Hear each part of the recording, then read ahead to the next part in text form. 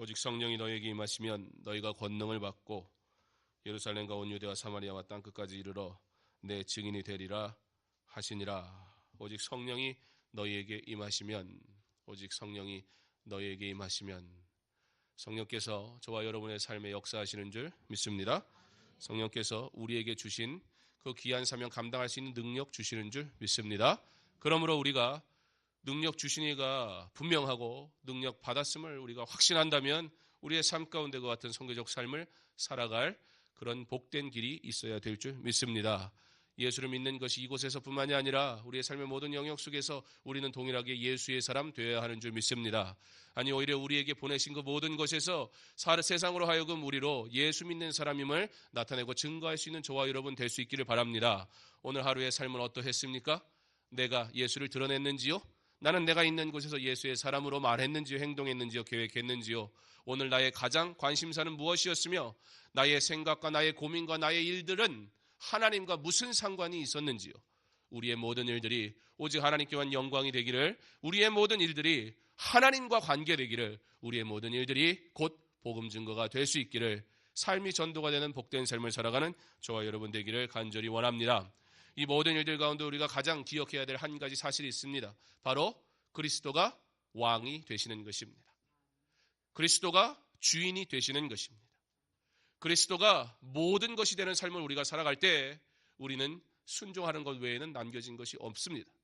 그럼에도 불구하고 여전히 우리는 그리스도를 구주라 고백함에도 불구하고 여전히 내 의와 내 생각과 내 자존심과 나의 계획들이 더 우선이 되어져 버려요. 그리고는 주를 위해 살기에는 너무 힘들다 어렵다 말하지는 않았는지요? 예, 우리에게 능력이 없습니다. 우리가 감당할 수 없습니다. 그러므로 여러분, 그리스도가 왕이 되게 하는 삶 살아가는 저와 여러분 될 수 있기를 간절히 원합니다. 그래야 문제가 풀려요. 그래야 숙제가 해결해요. 그래야 두려움이 사라져요. 그래야 그 은혜로만 감당해요. 그래야 하나님의 뜻임을 알아야, 그래야 내가 확신 가지고 살아요. 그래야 이 오늘 하루도 하나님이 내게 허락하셨다는 그 은혜 속에 이 하루를 어떻게 주를 위해 살아갈까, 그 고민하며 살 수 있어요. 그리스도가 왕이 되게 하는 그러한 선포가 있는 복된 삶, 그런 삶을 살아가는 성도들에게마다 하나님께서 은혜 더하여 주실 줄 믿습니다. 사도행전의 주제성권 1장 8절을 중심으로 그렇게 사도행전은 성령께서 역사하시는, 제자들을 통해 일하심으로 하나님의 일을 행하게 하시는 하나님의 놀라운 기적의 말씀들이 기록되어져 있습니다. 특별히 오순절 이후에 교회의 모습을 통해서 이 이후에 그 교회의 모습, 어떻게 이 땅 위에 세워져 가는가, 어떻게 이 땅 위에 세우신 교회를 주님이 주인 되셔서 인도하시고 이끄실 것인가에 대해서 분명하게 보여주심을 통해서 부활하신 그리스도께서 여전히 지금도 우리와 함께 하시고 그가 주인 되시고 그가 머리 되셔서 그가 그의 일을 행하기 원해서 세우신 주님의 교회라는 사실을 우리에게 사도행전은 분명하게 보여주고 있습니다. 그러므로 우리는 주님 오시는 날까지 계속해서 사도행전을 써내려가야 할 줄 믿습니다. 물론 우리가 성경을 기록하자는 얘기는 아닙니다. 그러나 우리의 삶 속에서 성령의 역사하심이 분명히 우리와 함께 하겠다고 말씀하셨는데 우리가 그것을 믿음으로 고백하는데, 그렇다면 지금 주님의 교회가 분명 능력 있는 교회여야 하지 않겠습니까? 이 교회가 건물이 아니요 주님이 세우신 교회로 복음을 위해서 우리를 부르셨다는 우리에게 확신이 있어야 되지 않겠습니까? 그 확신이 있는 우리라면 우리의 삶 속에서 복음을 들고 살아가는 순간 속에서 하나님의 기적들을 보며 살아가야 하지 않겠습니까? 우리의 모습 바라기는 여러분, 예수 믿는 것이 기쁘기 바랍니다. 여러분, 예수 믿는 거요 세상 사람들에게 좋아 보여야 돼요. 수요 예배만 되면 저는 늘 기억나는 게 있어요. 사택에 살았으니까 수요일 날 자꾸 축구를 해가지고, 그래서 7시 수요 예배가 참 좋아요. 대부분 7시 반에 수요 예배를 드리거든요. 그러니까 축구가 7시쯤 해요. 그러면 그 30분을 보고 갈 것이냐 말 것이냐, 제가 그 갈등했던 그 모습들이 지금도 자꾸 기억이 나요. 창피하기도 하고. 예. 내게 수요 예배는 도대체 뭐였는지. 그렇잖아요.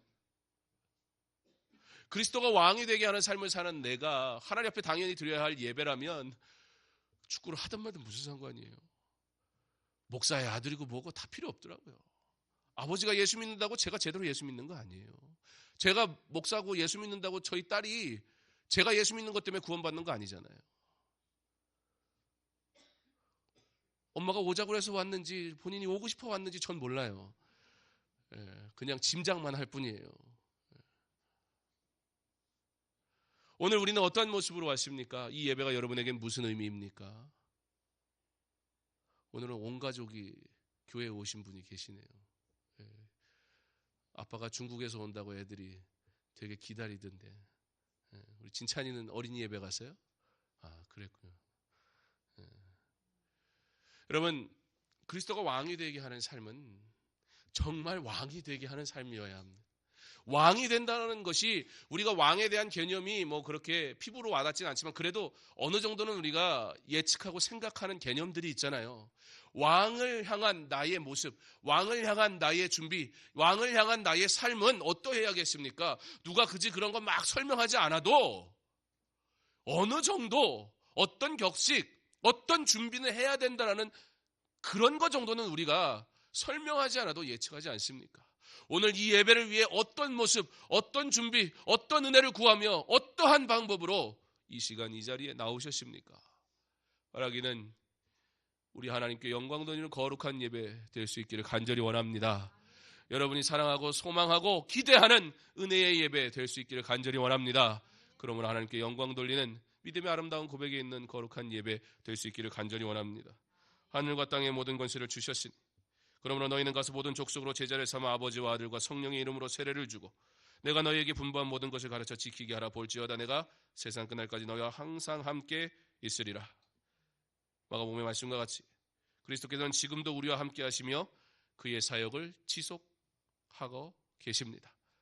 곧 우리의 삶에 우리 주님은 일하고 계신다는 사실입니다. 우리 주님의 일이 우리의 삶 가운데 드러나는 그러한 삶을 사시기를 바랍니다. 지금 역사하시는 주님이라 성경이 우리에게 분명히 말씀하시는 대로 내 삶에 주의 일들이 일어나서 결코 주를 부인할 수 없는, 내가 복음을 위해 부름받았다는 이 사명을 확신하는 그러한 삶을 우리 주님을 날마다 경험하며 살아가는 저와 여러분 될 수 있기를 바랍니다. 그러므로 우리 주님이 제자들에게 명령하신 바 오직 성령이 너에게 임하시면 너희가 권능을 받고 예루살렘과 온 유대와 사마리아와 땅끝까지 이르러 내 증인이 되리라 하시니라는 말씀대로 우리는 그의 권능으로 그의 나라를 위하여 그리스도의 왕 되심을 믿음으로 그의 영광을 위해 일하는 그의 제자 되었음을 믿으시기 바랍니다. 그리고 이와 같이 우리 예수님은 신적 권위를 가지시고 그의 나라를 세우고 통치하는 왕으로 이 세상에 오셨습니다. 그러나 예수님의 왕적 권위는 사람이 가지고 있는 그러한 왕적 권위와는 다르십니다. 오히려 예수 그리스도의 왕적 권위는 본래 누구세요? 하나님이신 그 권위를 가지셨고 따라서 그의 권위는 그냥 왕적 권위가 아니라 신적 권위 속에 누려지는 왕적 권위라는 사실을 우리는 기억해야 합니다. 예수 그리스도의 왕권에 대한 내용들을 우리가 성경에서 찾아보면 먼저 그의 죽음 그리고 부활에서부터 우리는 알 수 있습니다. 하나님의 영광을 입으시는 모습을 통해 그의 왕권이 분명히 선포되고 있음을 우리는 보고 있습니다. 승천하셔서 하나님 우편에 앉으심과 만물이 그 발 앞에 복종함과 보좌의 산자와 죽은 자를 심판하심과 그리고 영원토록 영광과 존귀를 받으심에서 그리스도의 왕권은 분명하게 우리에게 선포되어졌다는 사실입니다. 그러므로 예수 그리스도의 왕권, 그 왕권은 어떤 시간이나 공간을 초월한 영원한 왕권입니다. 이 지상의 왕권과 같이 제한적이거나 불완전하지 않고 완전해서 영원한 왕권을 우리 주님은 소유하십니다. 본래부터 소유하고 있는 본질적인 왕권이었으므로 그 그리스도의 왕권은 아무런 제약과 제한을 받지 않는 초월적이며 절대적인 왕권입니다. 그러므로 예수 그리스도의 왕권은 결코 어떤 평가를 받거나 비교 대상이 되는 어떤 상대적인 왕권이 아니며 이런 점은 예수 그리스도가 가진 왕적 권위의 우월성과 영원성 그리고 절대성의 근거가 되게 됩니다. 성경은 우리에게 이와 같이 분명히 그리스도의 왕되심에 대해서 가르쳐주고 계시다는 거예요. 그러므로 여러분의 삶의 영역에서 우리 주님의 그 왕권의 영역이 제한받지 않는다고 그랬잖아요. 모든 영역 속에 그의 왕권이 나타난다고 했잖아요. 그러므로 그의 제자가 된다는 것은 교회 안에서의 일이나 어떤 제한적인 영역에서 머무를 수 없는 것입니다. 우리가 이곳에서 예수 믿는 사람인 건 어려운 일이 아니에요. 그러나 어디서 문제요? 내 가정에서 나의 모습, 있는 모습 그대를 낱낱이 너무 잘 아는 내 성격, 내 성품, 내 성질 너무나 잘 아는 내 가정에서도 나는 여전히 그리스도인의 모습을 가지고 살아가야 할 사명이 있다는 거예요. 남편 전도하는 게 제일 힘들잖아요. 자녀에게 믿음을 가르치는 게 쉽지 않습니다. 윽박 지를 수는 있어요. 소리 지를 수 있고 어떤 지식적으로 가르칠 수는 있지만 정말 진정 내 아버지가 어머니가 예수를 신뢰하고 의지하는 사람이라고 하는 것은 지식적인 것으로 말로서 가르칠 수 있는 것이 아닙니다. 오직 그리스도를 그의 왕되심을 선포하고 그의 왕되심을 인정하고 그의 왕되심을 자랑하고 살아가는 삶의 모습이 있지 않는 이상 자녀들은 하나님의 은혜로 그들이 예수를 믿을 수 있지만 부모의 믿음을 통해 저들이 자라나게 하는 것은 먼저 내가 그리스도의 구주되심에 대한 고백과 왕되심에 대한 온전한 선포와 그리고 그와 같은 삶의 모습이 있지 않고서는 결코 가능하지 않다는 것입니다. 우리는 그의 제자로 살아가는 자들입니다. 그러므로 그의 제자가 된다는 것, 교회 안에서의 일이나 어떤 제한적인 영역에 머물지 않고 그리스도의 왕권이 모든 영역에서 모두 영향을 미치듯이 우리는 그리스도의 제자로서 그리스도의 왕권이 모든 영역에 미치는 곳 내가 있는 모든 그곳에 미치는 그 그리스도의 왕권을 우리는 그곳에서 어떻게 해야 돼요? 드러내야 된다는 거예요.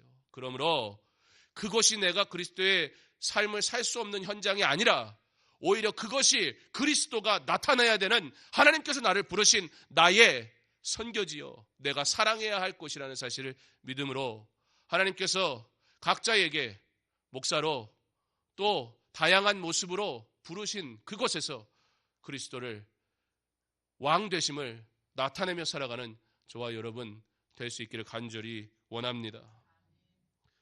종교개혁 이후에 칼빈주의, 개혁주의 신학이 자리를 잡고 발전이 되어갑니다.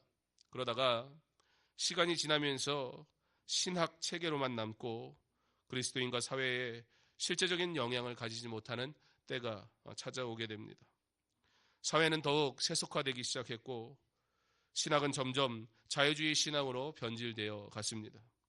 1789년 프랑스의 구체제가 무너진 해, 일반적으로는 우리는 프랑스 혁명이라고 부르는 그때에 절대주의 왕정과 함께 프랑스 가톨릭 교회가 몰락을 하게 됩니다. 그리고 그 자리에 이제 신앙의 시대는 종식을 고하고 이성의 시대가 도래하게 됩니다. 사람들은 프랑스 혁명을 멋있는 혁명에 어떠한 왕권이 무너지고 정말 참 자유를 찾는 그러한 것으로 역사책에서도 중요하게 여기는 것이지만 그리스도인은 그것에서 한 가지 더 바라볼 수 있어야 돼요. 그때 산업이 발달하고 그리고 사람들이 자유를 외치고 무언가 잘못된 것을 무너뜨렸다고 말하는 그때 무엇이 함께 무너졌냐면 신앙이 함께 무너져 버렸다는 사실이에요. 이 시대를 살아가면서 여러분 우리가 다름을 인정하되 우리의 믿음을 지켜야 되는데 믿는 자들마저도 다름이 아닌 다름을 인정하지 않고 내 것을 주장하고 싸우는 모습을 보지 않습니까? 누가 옳다 그르다라 판단하기 전에 우리는 옳다 그름을 말하는 그 이쪽에 있든 저쪽에 있든 내 가장 중심은 그리스도인가를 바라봐야 되는데요. 정말로 이 나라와 민족을 위해 기도하는 그리스도인으로 살아가는 일에 대한 관심보다는 내가 가지고 있는 이념과 사상 그것들에다가 하나님의 말씀을 갖다 붙여서 이용하려고만 하는 사람들이 많다는 거예요. 여러분이 어느 쪽에 있든지 그건 제 관심사 아닙니다. 제가 여러분에게 이쪽으로 간다고 해서 여러분이 가지 않을 거라는 것도 저는 너무나 잘 알고 있습니다. 더군다나 이것은 정치를 얘기하는 것도 아니고 이것은 다른 무엇을 하는 것도 아닙니다. 분명한 사실은 여러분이 말하는 그것, 여러분이 옳다고 여기는 그것 속에 하나님의 말씀이 우선이 되었습니까? 아니면 여러분이 옳다고 주장하는 그것이 주장되어지기 위해 하나님의 말씀을 그럴듯하게 갖다가 쓰고 있습니까? 설교를 준비할 때 내가 이런 설교를 해야지 주제를 정해놓고 본문을 찾고 그리고 설교하면 그건 설교가 아닙니다. 왜요? 내가 주장하는 바를 인용하기 좋은 말씀으로 내 마음대로 임의대로 갖고 와서 내 마음대로 자의적으로 해석해서 나를 주장하기 위해서 뒷받침하는 성경, 그건 성경도 아니고 그건 아무것도 아닌 거예요. 그리스도인들이 꼭 기억해야 합니다. 예수님의 이름으로 행하는 많은 일들 속에 얼마나 내 욕심과 내 계획과 내 이기적인 일들을 먼저 앞에 두고 그 뒤에 교회에 그리고 말씀에 또는 기독교적인 환경의 요소들을 끌어다가 마치도 내가 주의 일을 하는 것처럼 행하는 일들이 얼마나 많습니까?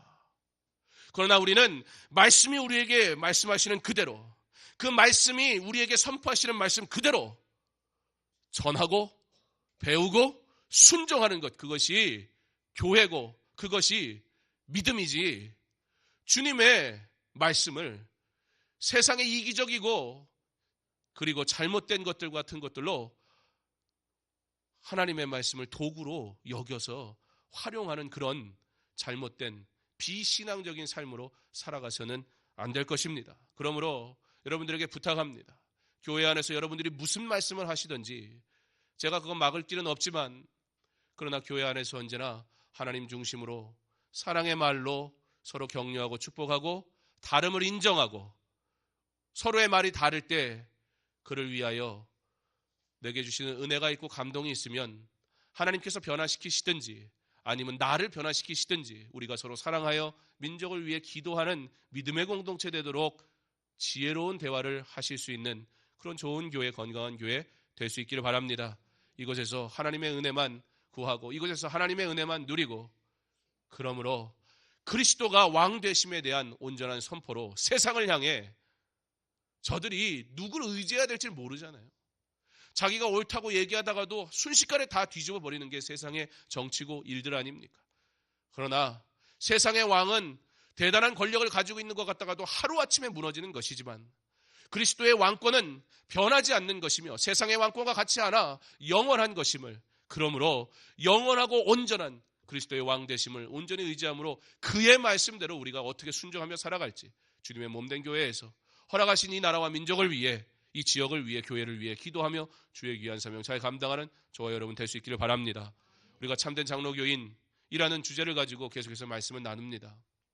오늘 특별히 그리스도의 왕권이라는 주제를 가지고 말씀을 전하는 것은 단순히 그리스도의 왕권을 인정하라는 수준에서 끝나려고 하는 것이 아닙니다. 우리의 삶 속에서 그리스도의 왕 되심에 대한 실제적인 일들이 일어나는 삶을 살아야 지금 이 나라, 이 혼돈 속에 있는 나라, 유일한 소망은 그리스도밖에 없기 때문입니다. 사람의 마음을 바꿀 수 있을까요?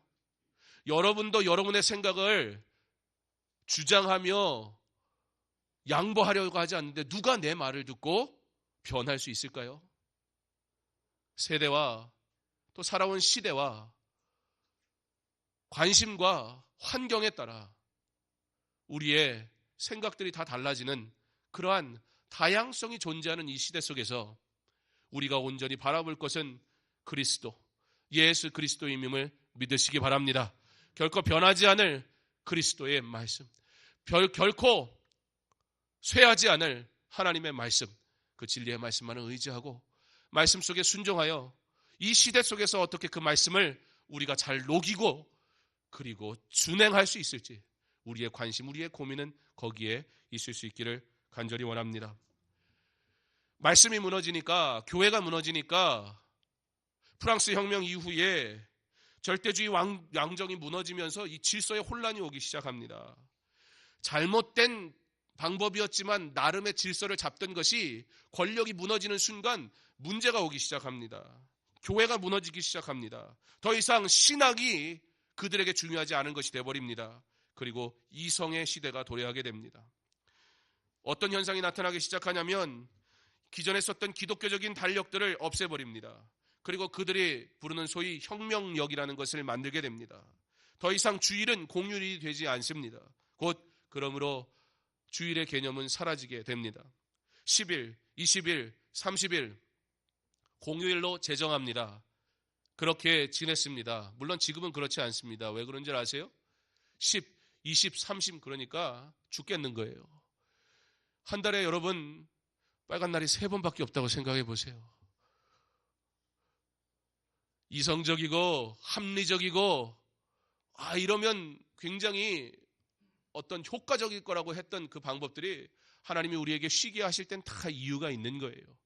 근데 사람 방법대로 그렇게 쉬었더니 이거 안 되겠는 거예요. 그래서 다시 지금 이런 상태로 지금 력으로 이렇게 다시 바뀌게 된 겁니다. 그들이 그러한 시도를 하면서 성탄절과 부활절을 폐지합니다. 그리고 이성을 숭배하는 날을 지키도록 합니다. 지금 이 시대는 어떠합니까? 메리 크리스마스라는 말은 사라지기 시작합니다. 성탄절 때 지난번에 말씀도 드렸지만 해피 홀리데이즈라는 말로 이미 변질되기 시작합니다. 그들이 무엇을 주장하는 거예요? 이날은 놀고 즐기는 날이지 성탄절과 상관없다는 거예요. 성탄절이라는 개념이 사라지는 거예요. 그런데 그 이면에 누가 일조했어요? 우리가 그랬어요. 여러분 성탄절이 주일이니까 반갑잖아요. 한 번만 예배 드렸을 테니까. 근데 성탄절이 목요일이라도 돼보세요. 아니면 성탄절이 수요일인데 오전에 성탄 예배 드리는데 제가 만약에 수요 예배 드리자고 그러면 할렐루야 감사하시겠죠. 예. 여러분 우리가 정말 성탄절은 어떠한 마음으로 이 성탄절 빨간 날 놀아야 되는데 왜 자꾸 교회에서 오라고 그래? 여러분 누가 주인공입니까? 왜 성탄절이 필요한 것입니까? 말씀드렸지만 칼빈은 성탄절에 대해서 반대했었어요. 절기 그런 부분들에 대해서 여러 가지 이유 중에 하나가 성탄절의 참 의미를 지키지 않는 모습들 때문에 있습니다. 그 외에 다른 이유도 있었지만 성탄절을 부인하기 위함이 아니었어요. 부정하기 위함도 아니었어요.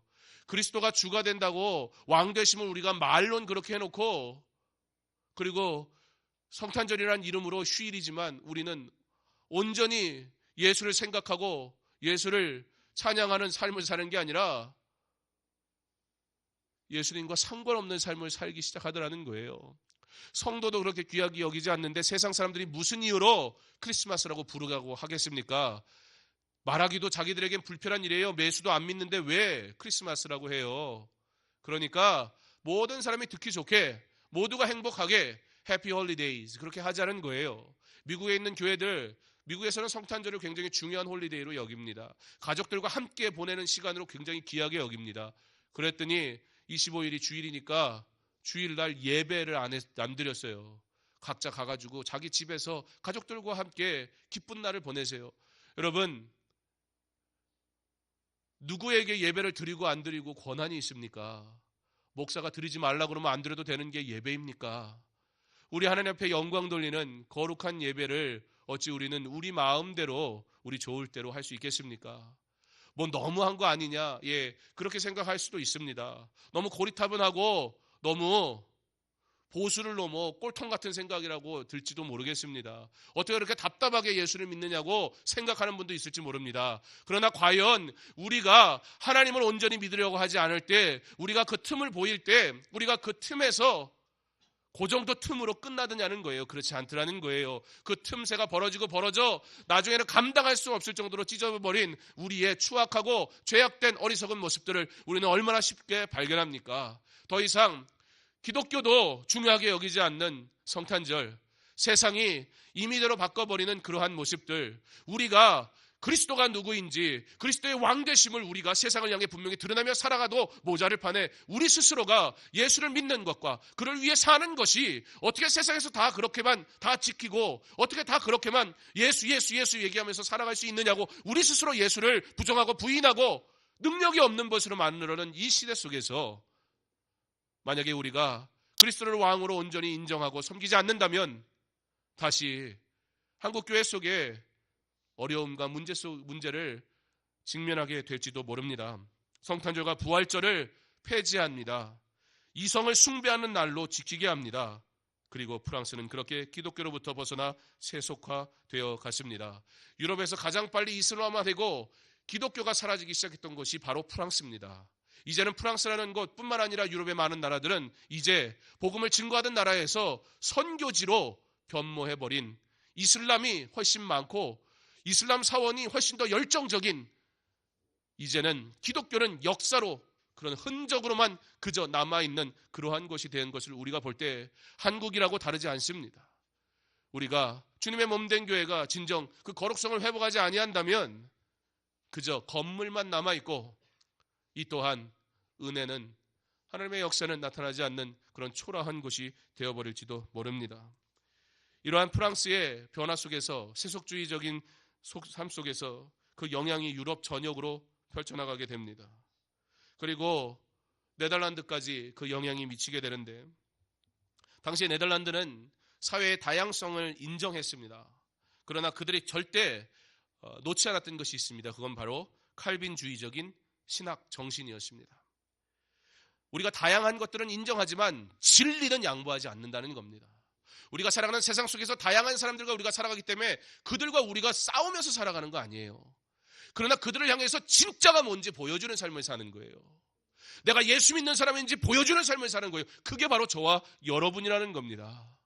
우리가 다르다고 그들을 배척하고 미워하고는 그런 것이 아니에요. 오히려 그들을 사랑하되 우리로 내 안에 있는 예수 그리스도를 드러내며 살아가는 것, 세상이 나를 보며 궁금증을 일으키게 하는 삶을 사는 것, 내 안에 이제는 가지치기를 하고 내 안에 이제 잘못된 것을 다 걷어내버리고 그 안에 예수 그리스도로 온전히 채워서 세상으로 예수 그리스도가 누구인지, 내가 사랑하는 예수가 왜 나를 위해 십자가에 달려 죽으셨는지 그것을 자랑하는 삶을 사는 그리스도의 삶을 살아가는 것, 그것이 바로 저와 여러분을 부르신 하나님의 목적이라는 것입니다.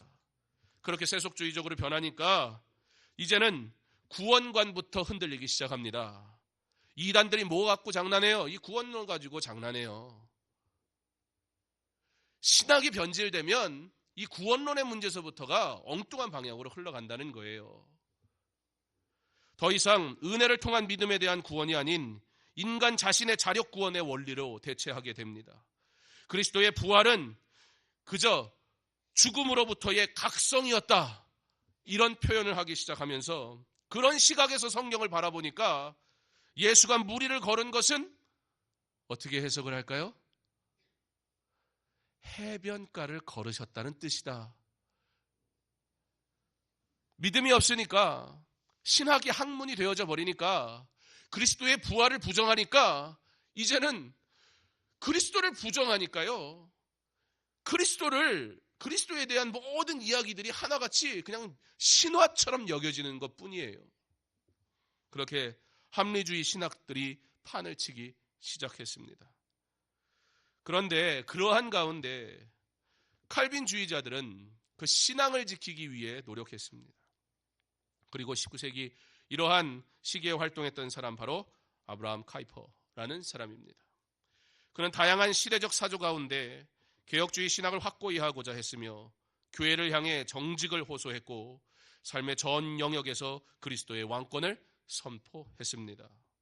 아브라함 카이퍼는 칼빈을 재발견하여 칼빈의 사상체계를 정치적 발전을 체득함으로 개혁주의의 신학의 근원을 당대의 언어로 재형성했습니다. 이렇게 하기 시작하니까 기독교가 사회에 깊숙이 들어가기 시작했어요. 우리가 말씀을 그 시대의 사조와 풍조에 따라 인간적이고 그리고 세상적인 방법으로 변화시키면 사람들이 흥미를 일시 느낄 수 있고 잠시 교회라는 것을 바라볼지 몰라도 결국 근본이 무너지게 되면서 모든 것이 다 무너지게 된다는 거예요. 그러나 아브라함 카이퍼는 본질에 대해서는 건드리지 않습니다. 그러나 그 시대가 요구하고 그 시대가 호소하고 있는 것들이 무엇인지를 바라보며 기독교가, 그리스도가 그들의 삶 속에 어떠한 필요를 채워야 할 것인가 고민했다는 거예요. 그때에 놀라운 변화들이 일어나기 시작합니다. 지난번에 제가 설명하면서 목사는 정치하면 안 된다, 그런 말씀 제가 드렸습니다. 기독교당 그거 옳지 않다 말씀드렸습니다. 그런데 네덜란드에는 당시 아브라함 카이퍼 같은 경우에 거의 정당과 비슷한, 나중에 그게 정당이 되긴 해요. 그런 활동을 했어요. 그러면 무언가 배치되는 이야기가 아닌가? 그렇지 않습니다. 당시에 카톨릭이라는 것 자체가, 그러니까 종교라는 그 흐름 자체가 세상 권력과 같이 맞물려져 있었기 때문에 왕과 교황의 관계라는 게 굉장히 중요한 그런 시대적인 흐름이 있었기 때문에 이 종교에 대한 이야기를 할 수 있는 유일한 통로가 정치적인 것밖에 없었어요.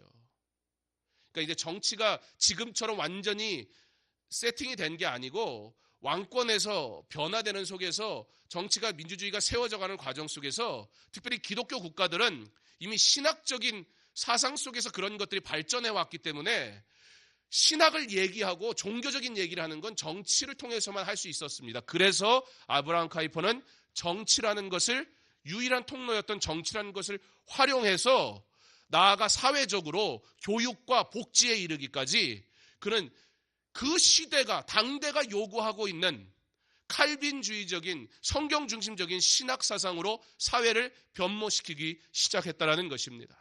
사랑하는 성도 여러분, 당시 왕권이 무너지고 혁명이 일어나면서 지금까지 누렸지 못했던 모든 사람이 만인이 평등하다는 외침 속에 사회가 흔들리고 혼돈 속에 있었던 그때에도 예수 믿는 사람들은, 복음주의자들은, 개혁주의 신앙을 가진 하나님의 사람들은 그 신앙을 지키기 위해 노력했을 뿐만 아니라 그 자리에 머물러 있지 않고 계속되어지는 개혁, 진리를 개혁하는 것은 아니에요. 진리는 오히려 우리가 돌아가야 할 것입니다. 그러나 이 시대가 요구하고 있는 혼돈 속에서 교회는, 강서중앙교회는 예수 믿는 나는 어떠한 사명을 가지고 무엇을 감당해야 될까? 그것을 고민해야 되는데 지금 우리는 어떻게 하고 있습니까? 극과 극으로 나뉘어서 서로의 것을 주장하고 내 것과 같지 않으면 비판하는 그러한 혼돈 속에 우리는 있지 않습니까? 과연 우리는 그리스도인이며 이 사회 속에 우리는 어떻게 그리스도인으로 영향력 있게 살아가고 있습니까? 그 가장 우선되는 것은 먼저 내가 그리스도의 왕 되심을 인정하는 것부터 시작해야 될 줄 믿습니다. 나의 생각, 나의 계획, 모든 것들이 하나님 말씀 중심이 된 것으로부터 시작되지 아니하면 내 이념, 내 배움, 내가 옳다고 여기는 그것들을 하나님의 말씀에 그저 짬뽕시켜서 마치도 내가 복음을 전하는 사람 것처럼 착각하며 하나님의 말씀을 내 마음대로 해석해버리는 그런 사람에 지나치지 않게 된다는 사실을 기억하시고 이제 이 혼돈 속에 교회가 기도해야 될 줄 믿습니다. 이 어려움 속에서 교회가 기도해야 될 줄 믿습니다. 여러분의 생각이 무엇이든지 간에, 여러분이 어떠한 것이 옳다고 여기든지 간에 진정이 나라와 민족을 위하여 기도하는 진짜 성도 될 수 있기를 바랍니다. 주장하지 말고 내 것이 옳다라고만 말하지 말고 이 사회는 어쩔 수 없이 다양한 사람들이 존재할 수밖에 없는 사회임을 인정하며 그 다양성을 인정하되 진리만큼은 놓치지 않는 그리스도가 왕이 되게 하옵소서. 이 나라 속에 모든 영역에 그리스도의 왕권이 드러나게 하옵소서. 그러므로 우리를 그곳에 파송하셨으니 내가 머무는 그곳에서 내가 그리스도의 왕권을 나타내는 그리스도인 되게 하옵소서. 그때 하나님께서 저와 여러분을 통해 이 사회와 민족을 변화시킬 줄 믿습니다. 이것은 오직 하나님의 은혜만 구하는 것인 줄 믿으시기 바랍니다. 이것은 오직 하나님의 영광만 나타나는 것인 줄 믿으시기 바랍니다. 이 나라와 이 민족을 위해 기도해야 되는 이때에 성도가 각자의 것을 주장하며 분열해서는 되겠습니까? 물론 우리 교회가 그런다는 얘기하는 것은 아닙니다. 이 사회 전체를 보고 하는 이야기입니다. 그러나 우리도 언젠가 그럴 수 있다는 거예요. 부족하기 때문입니다. 우리도 여전히 내 생각이 옳다고 여기는 이기적인 사람들일 수밖에 없기 때문입니다. 그러므로 날마다 순간마다 예수 그리스도를 기억하기 바랍니다. 그리스도의 왕권됨을 인정하기 바랍니다. 그리고 말씀에 의지하여 나라를 위해, 민족을 위해 기도하는 저와 여러분 될 때에 하나님께서 기도하는 교회를 통해 이 문제와 어지러움 속에 정말 교회가 세상 가운데 소망이 될 수 있기를, 어떠한 주류 속에 함께 휩쓸려가는 그런 단체가 아니라 진정 그리스도의 영광을 위해 엎드리는 이 사회 속에 꼭 필요한 교회가 될 수 있기를, 혼돈 속에 아브라함 카이퍼가 본질을, 말씀을 지키며 하나님의 은혜를 구하고 세상을 향해, 사회를 향해 거침없이 나아가서 그곳에서 그리스도의 왕권됨을 주장했던 것처럼 우리 강서중앙교회 성도된 저와 여러분부터 먼저 우리를 부르신 그곳에서 그리스도를 온전히 나타내므로 그리스도인이 그리스도인됨을, 그리스도인이 자랑하는 예수 그리스도가 누구인지를 혼돈과 그리고 아픔 속에 있는 이 민족을 향해 참 회복과 은혜가 무엇인지 가르쳐주고 그 은혜로 승리하며 살아가는 저와 여러분 될 수 있기를 그리스도가 왕이 되게 하라. 아브라함 카이퍼가 한 말입니다. 이 시대에 여러분이 아브라함 카이퍼가 되라는 건 아닙니다. 그러나 되지 않을 이유도 없습니다. 나를 부르신 은혜대로 내가 그리스도인이라면 그리스도인답게 세상을 향해 빛과 소금으로 살아갈 수 있기를, 교회가 있어서, 성도가 있어서, 십자가의 은혜가 있어서 이 나라 이 민족 가운데 소망이 있기를 주님의 이름으로 축원합니다.